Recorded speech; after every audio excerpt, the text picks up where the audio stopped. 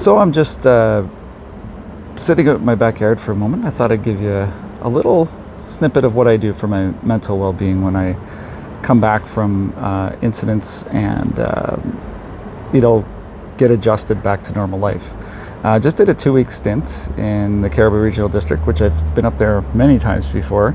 Very busy region, and definitely part of the team there, and part of the family, really. And we've done a lot together, and really proud of the group that's there and the work that we do together. And but this was an intense little run. It was very fast-paced, early mornings, late nights, lots of possibilities for what could happen. Lots of evacuations put on, and then changes made, and in lots of different areas, and lots of things that we had to plan out. And I was actually in the advanced planning unit when I first got there. I established that, and then moved into the planning chief role, and did a little bit of trade-off on that role with my friend Jess, and then also did do a little bit of time in deputy director and director. So. So it was busy, and it was intense. So I have to be cautious that I don't get caught in past events coming back to haunt me. So it's something I always have to be aware of. So I'm very aware of that in this period. But I also have to wind down, which is another challenge. When you're at that speed, you are, kind of a crack squirrel. I know I've been accused of being a crack squirrel in normal times. Well, you should see me in an emergency operations center because I wind it up a little bit.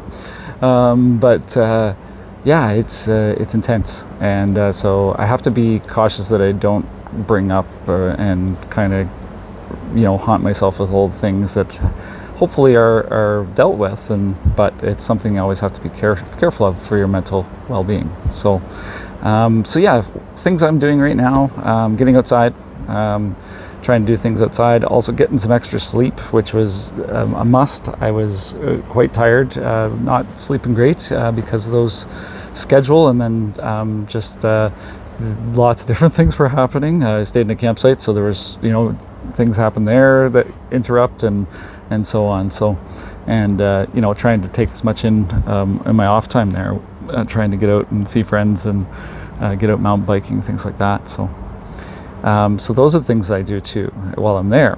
And so, getting some rest. And then another thing I thought of this time, because I didn't know what the weather was going to be like. So I was like, I'm going to make some pasta sauce. So I got some tomatoes on the weekend at the market in Desert Hills, and then have done a few different batches of pasta sauce from that box of tomatoes, and then plan to do some more stuff at another time.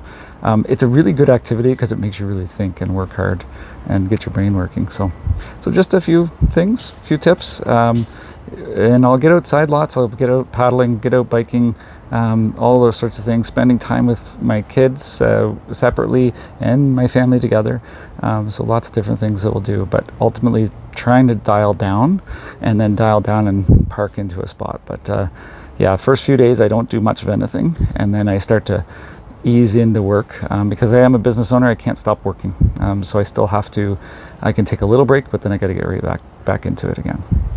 So there's a mental health moment from my disaster times, and going well. I see some of my colleagues are already in Europe, so kudos to them. Hopefully they have a great wind down too.